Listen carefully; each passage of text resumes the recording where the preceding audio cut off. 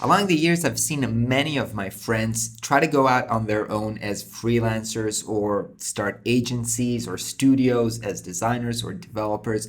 And the fact is that most of them have given up after about a year or 2 years. They were so frustrated from the work, from the client, from not being paid enough, that they went back to working full-time job for somebody else.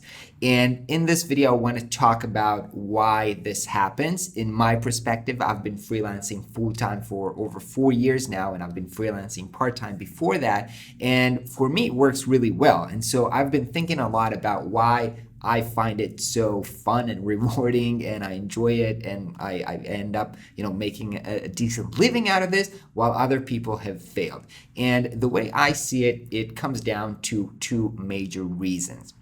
The first one is that they don't really understand that they're in the service business. So for example, if you're a designer, a lot of people think, well, I'm a designer and so I sell my design. But actually what you're selling design services, and that word service matters a lot, because if you don't understand that what you're selling is the whole package, not just the design, but also the meeting with the client, the selling of the design to the client, all the communication, all the follow-up, the whole process, if you don't understand that that's part of what you're selling, and you, in a way, you enjoy doing this and you put effort into doing this well, then you're going to be very, very frustrated, because everything the client does or expects from you is going to be very annoying to you, and you're going to hate your client for asking for revisions, for calling you up, for caring, for trying to, I don't know, tell you what to do. But if you understand that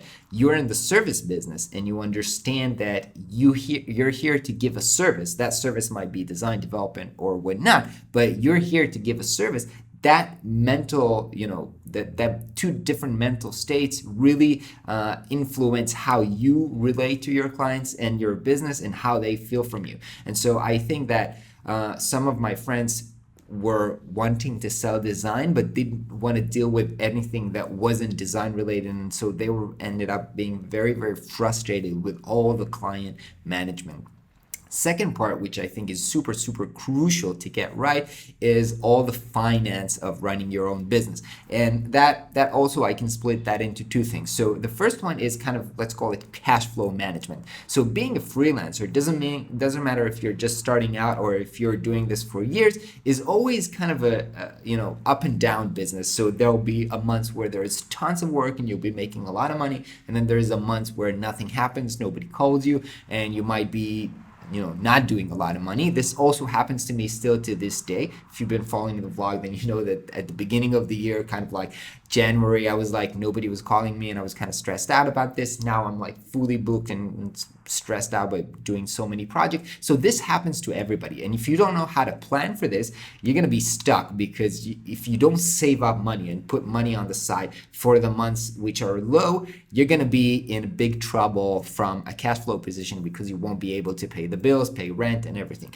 And so the way that I deal with this is I put kind of an emergency fund that usually lasts for 3 to 6 months. And so I know that even if I have a kind of a downturn, I have the money to pay myself a salary. Also, I kind of split my bank account from my personal bank account into a business bank account. And so the business bank account can always pay a salary to my personal bank account.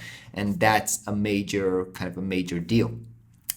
And the second thing about the finance is getting the pricing right. I think a lot of people kind of price projects based on what they think their clients expect it to be, or what they heard other people charge, or what they think is the market rates.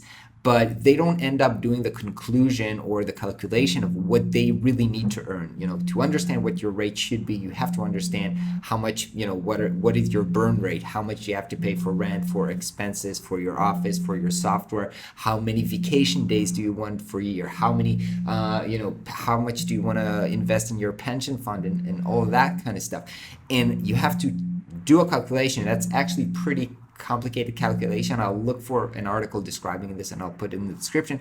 But you have to make this calculation to know what an hourly rate you have to create, like a break-even rate, that if you charge below that, you're actually losing money. I think a lot of people just jump into the freelancing world. They were like, somebody asked them, can you do this project for me? Sure, how much? They throw in a price and then they do it. They don't end up knowing if the hourly rate that they've made, and even if you don't charge hourly, if you charge $5,000 for a project but ended up working 100 hours on that project, that does have kind of an hourly rate value. And if you don't know what's your hourly rate value, you might be losing money and ending up again broke. And that's very, very frustrating. And so kind of my takeaways are, first of all, you have to understand that running your own business as a freelancer or an agency is a people's business. If you're not into that, either don't go in that direction or find a partner who does like that and enjoy that and kind of partner up with them. The second thing is you have to master your finances. I'm still getting this right, and I've shared this on the vlog that I got my taxes wrong the previous years because I was making more money and didn't pay more taxes. So I'm still getting the grip on the finances as well, and I think you can always learn and improve. But you should invest in this and not ignore this, as I did in a sense, and my friends did. And so you got to get a grip on that. Anyway, if you're thinking about starting your freelance, good luck with that. I think it's really, really fun and rewarding, but you just got to get it right. If you got any more questions, please feel free to put them in the comments below, and I will catch you guys tomorrow. Have a great day.